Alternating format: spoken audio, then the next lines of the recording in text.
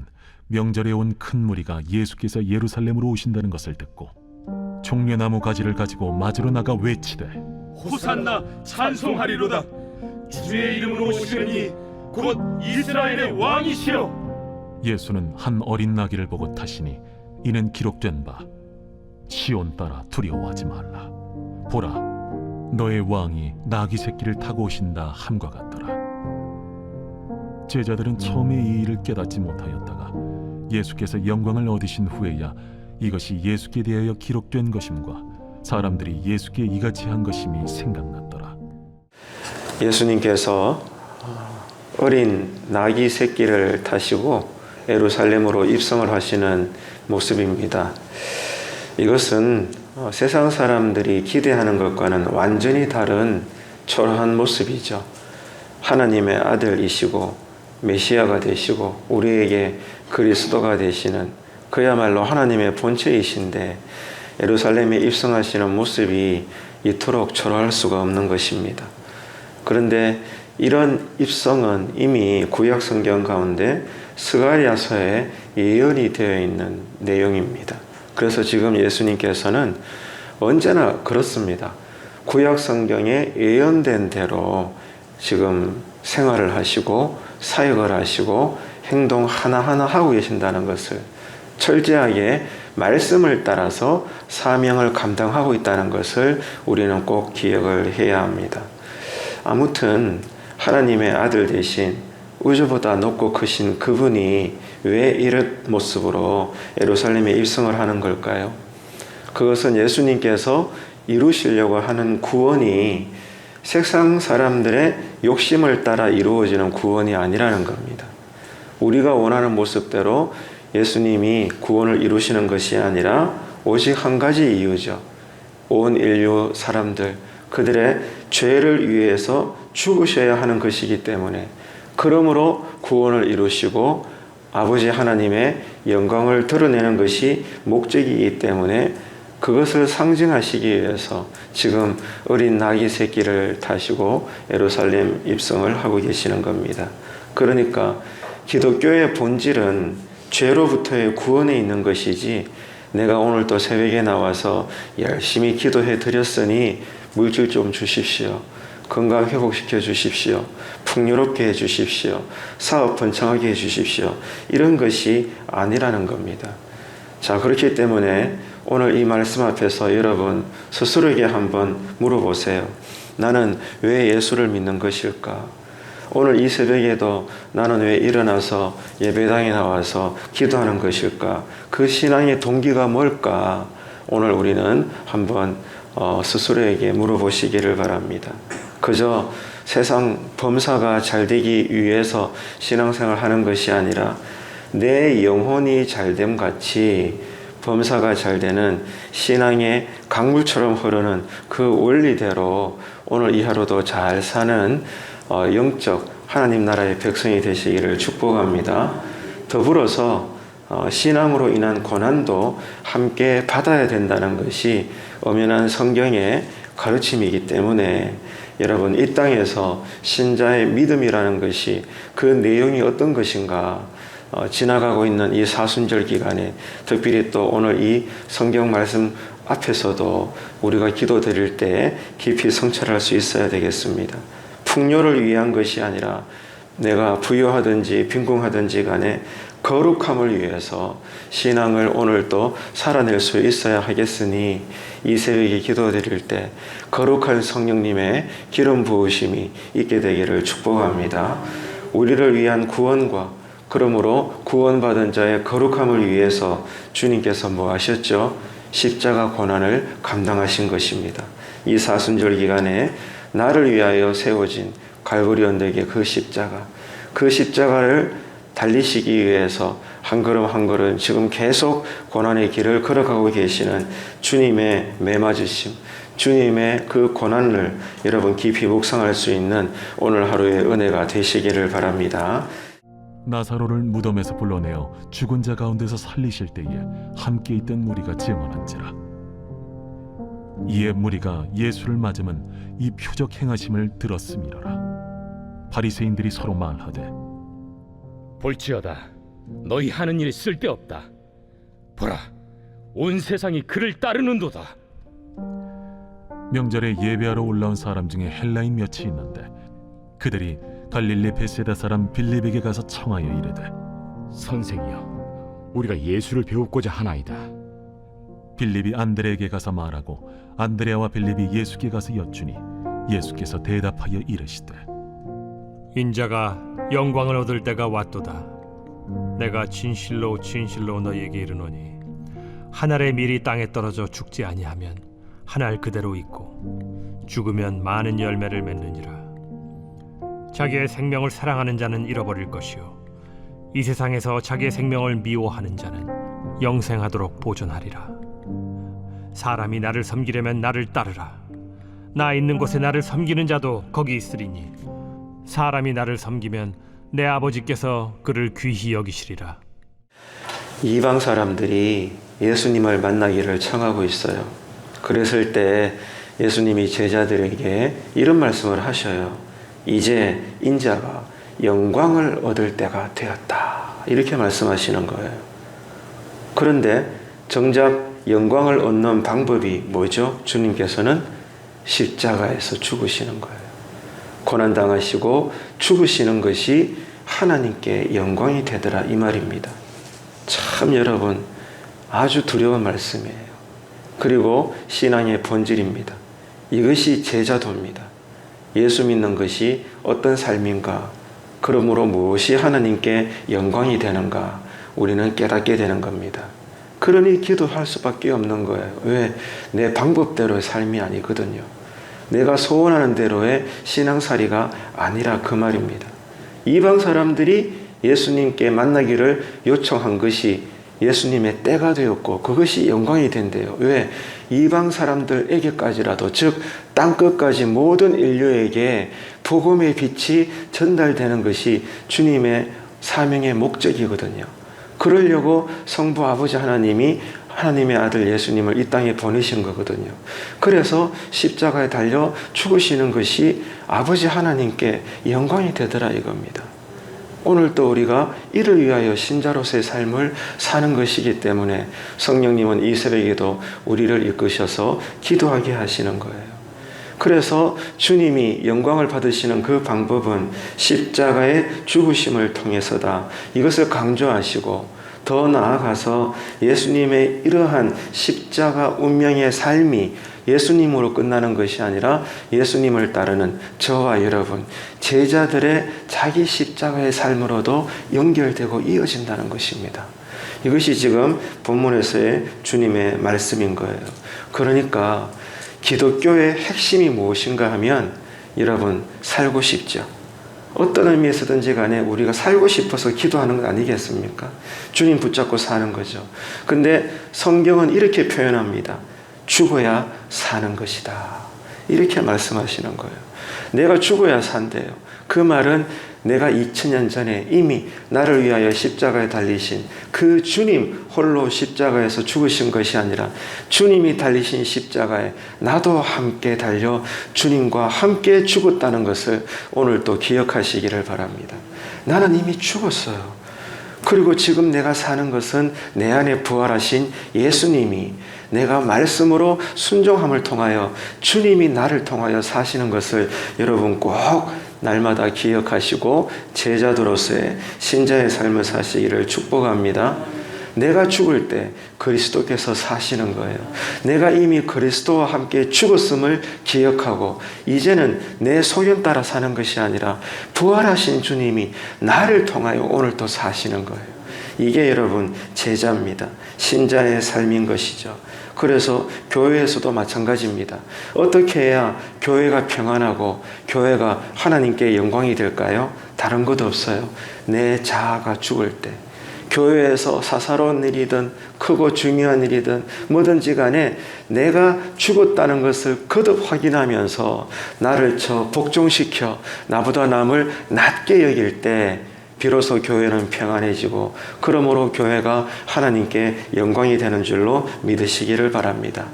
근데 사람들이 나를 알아주지 않는다고 섭섭해하고 내 존재 가치가 이것밖에 안 되나, 왜 드러나지 않는가 불평하게 되고, 그렇게 되면요, 진정한 하나님의 영광은 이룰 수가 없는 것입니다.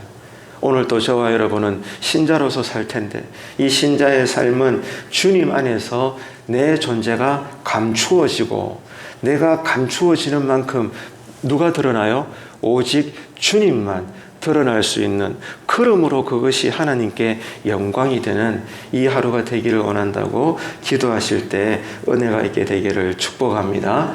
그래서 사도 바울의 가르침처럼 오늘도 성령의 감동으로 내가 나를 복종시켜서 내 소견이 아니라 하나님의 뜻을 일구어낼 수 있는 그런 이 하루의 영광이 되시기를 여러분 꼭 기도하시기를 바라겠습니다.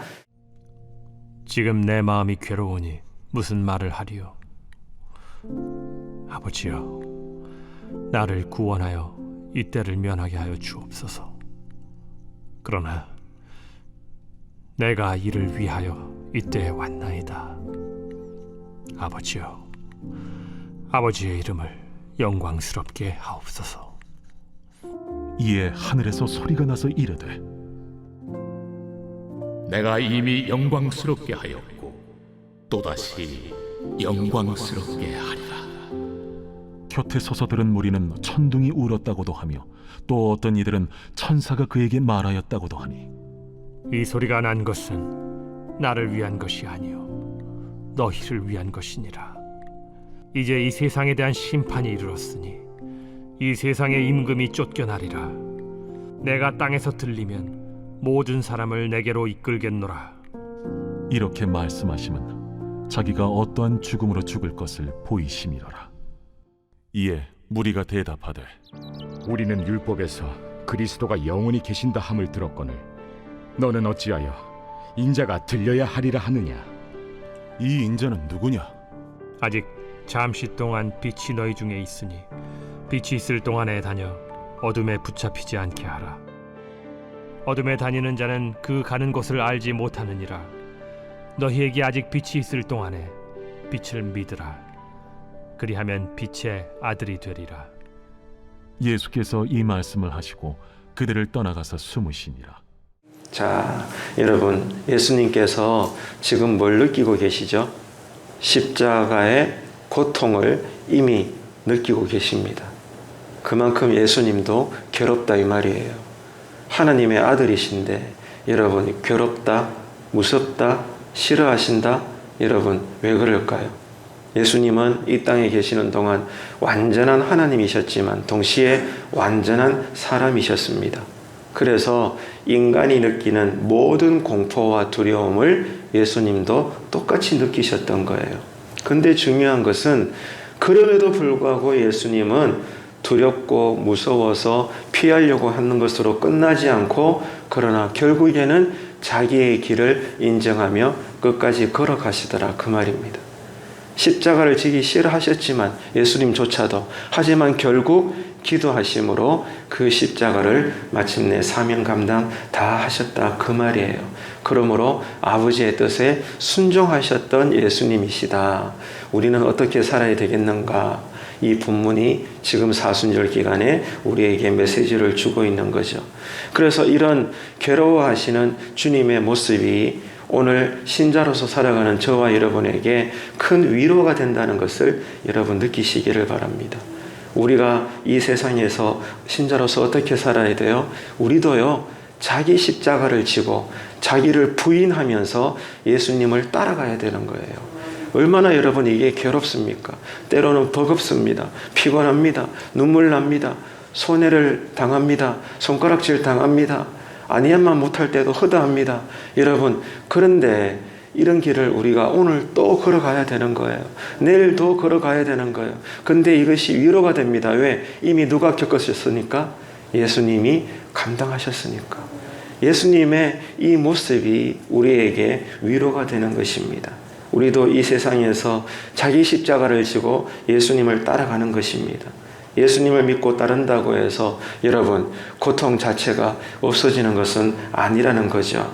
하지만 그럼에도 불구하고 주님이 그렇게 하신 것처럼 우리도 하나님의 영광을 위해서 살 때 우리 역시 주님의 뒤를 따를 수 있는 제자가 될 수 있도록 오늘도 성령님이 강력하게 우리를 붙잡아 주실 줄로 믿습니다.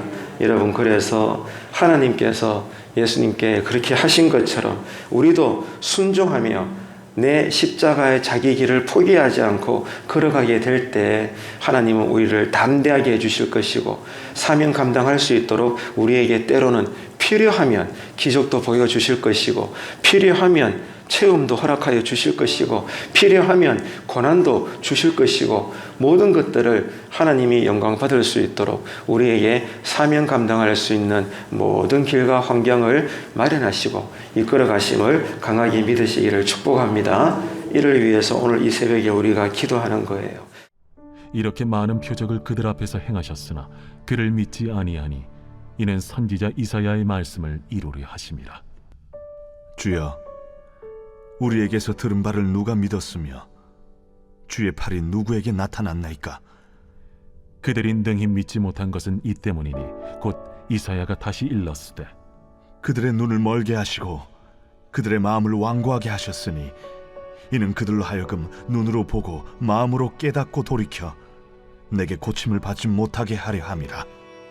이사야가 이렇게 말한 것은 주의 영광을 보고 주를 가리켜 말한 것이라. 그러나 관리 중에도 그를 믿는 자가 많되 바리새인들 때문에 드러나게 말하지 못하니 이는 출교를 당할까 두려워함이라. 그들은 사람의 영광을 하나님의 영광보다 더 사랑하였더라. 자, 요한복음은요, 방금 읽었던 이 본문을 통해서 예수님의 공생애 전체에 대한 종합적인 평가를 기록하고 있는 것입니다. 한마디로 그게 뭔가 하면 유대인들은 끝내 결국 예수님을 믿지 않았다, 이렇게 성경은 평가를 하고 있는 거예요. 그러니까 모든 사람들이 하나같이 예수님을 믿지 않았다, 그 뜻이 아니라 전체적으로 볼 때 믿지 않는 사람들이 많았다. 예수님이 사역을 하셨고 예수님이 공생의 사역을 하셨음에도 불구하고 전체적으로 보면 많은 유대인들이 여전히 그 복음을 거부했더라. 이것이 요한복음의 증언입니다. 여러분, 이것을 통해서 뭘 알 수 있을까요? 천사도 아니고 하나님이신, 하나님의 아들이신 그리스도 예수님이 이 땅에 오셔서 복음 사역을 했는데도 불구하고 많은 사람들이 패역하고 그 말씀을 믿지 않고 따르지 않았어요. 여러분, 이게 뭘 이야기하는 줄 아십니까? 인간의 부패가 우리의 상상을 초월한다, 그 말이에요. 인간의 죄성이, 인간의 부패됨이 얼마나 심각한 것인가를 성경은 지금 우리에게 보여주고 있는 겁니다. 주님이 목회를 하셔도 믿지 않은 사람들이 태반이었다, 그 말이에요. 여러분, 이해가 되세요? 그 정도로 인간이 여러분 부패했다, 그 말입니다. 그러니까 신앙은요, 죄와의 싸움이에요. 날마다 내 마음과 생각에서부터 나의 이 불순종하려는 마음, 내 안에 있는 이 불신앙과의 싸움이 평생 있는 거예요. 그래서 사도 바울도 두 마음이 싸운다 했잖아요. 여러분, 그래서 신앙은 전쟁이에요. 그래서 신앙은 진지할 수밖에 없는 겁니다. 인간의 부패가 우리의 상상을 초월합니다. 그렇기 때문에 한 가지밖에 없어요. 십자가 길 외에는 회복할 방법이 없는 거예요. 십자가 외에는 길이 없어요. 인간의 죄 문제를 해결할 방법이 없는 것입니다. 그래서 우리는 주님의 은혜가 그저 감사할 뿐이에요. 왜? 이미 십자가 구원의 사역은 이루어졌으니까. 믿으시면 아멘 합시다. 그래서 오늘 또 우리가 여러분 마음 놓고 이 새벽에 나와서 신자답게 기도하는 것 아니겠습니까? 여러분, 뭘 깨달아야 될까요? 죄의 심각성을 깨달으십시오. 그러나 더 많은 것들을 깨달으십시오. 뭐를? 그 죄보다 더 큰 것이 죄를 덮고도 남는 하나님의 은혜와 사랑이라는 것을. 죄를 깨달으시고 더 크게 깨달아야 되는 것은 구원을 이루시는 하나님의 능력이라는 것입니다. 오늘도 여기에 집중하셔서 이 새벽에 기도할 때 기름 부으심 있게 되기를 주님의 이름으로 축복합니다. 예수께서 외쳐 이르시되 나를 믿는 자는 나를 믿는 것이 아니요 나를 보내신 이를 믿는 것이며 나를 보는 자는 나를 보내신 이를 보는 것이니라. 나는 빛으로 세상에 왔나니 무릇 나를 믿는 자로 어둠에 거하지 않게 하려 함이로라. 사람이 내 말을 듣고 지키지 아니할지라도 내가 그를 심판하지 아니하노라. 내가 온 것은 세상을 심판하려 함이 아니요 세상을 구원하려 함이로라. 나를 저버리고 내 말을 받지 아니하는 자를 심판할 이가 있으니 곧 내가 한 그 말이 마지막 날에 그를 심판하리라. 내가 내 자의로 말한 것이 아니요 나를 보내신 아버지께서 내가 말할 것과 이룰 것을 친히 명령하여 주셨으니 나는 그의 명령이 영생인 줄 아노라. 그러므로 내가 이르는 것은 내 아버지께서 내게 말씀하신 그대로니라. 자, 방금 읽었던 본문 구절은 요한복음이 기록하고 있는 대중을 향한 예수님의 마지막 설교입니다. 그래서 그런 만큼 지금 예수님은 안타까운 심정을 가지고 지금 설교를 하신 거예요. 그것도 큰 소리로 외치시면서 너무 안타까워하시는 마음으로 대중들에게, 무리들에게 믿음을 촉구하고 있는 그러한 본문의 구절들입니다. 한마디로 말해서 예수님은 끝까지 그들을 포기하지 않으시고 있는 모습을 우리가 지금 읽은 거예요. 그런 예수님에게는 두 가지의 모습을 지금 우리가 읽을 수 있어요. 하나는 예수님이 복음의 내용을 무리들에게 전한 것뿐만이 아니라 복음을 전하는 주님으로서 그 백성들을 향한 끝없는 사랑이 함께 흘러나가고 있더라, 그 말이에요. 진리만 외치는 것이 아니라, 진리만 가르치는 것이 아니라 거기에 그리스도의 사랑이 함께 묻어져 나갈 수 있는 그런 교회 신앙생활 되기를 정말로 주님의 이름으로 축복합니다. 바울도 같은 내용을 언급을 했죠. 데살로니가 교회 성도들을 향해서 하나님의 말씀만 전한 것이 아니라 바울은 목숨까지도 기꺼이 내어줄 만큼 저들을 사랑하면서 하나님 나라의 복음을 강론했던 것입니다. 이처럼 신자는 이 두 가지의 길을 함께 가야 되는 거예요. 내가 먼저 은혜를 체험하고 이 은혜를 살고 그리고 난 다음에 교회 안의 성도들이나 교회 밖의 사람들과 어울려 살 때도 이 복음의 빛을 그저 교리적으로만 전함으로써 전도하는 것이 아니라 거기에 뭐가 들어가요? 나를 사랑하셨던 그리스도의 사랑이 나도 저들에게 흘러가야 되는 거예요. 그래서 여러분, 이것이 함께 이루어지는 복음의 사역과 복음의 삶이 되어야 된다는 것입니다. 여러분, 그래서요, 믿음은 하나님의 선물이에요. 그런데 여러분, 이 말은 하나님의 선물인 믿음이 누군가에게 전해지기까지, 자, 먼저 예수를 믿은 자가 그 믿음을 선물로 받을 그 사람에게 어떻게 하라는 거예요?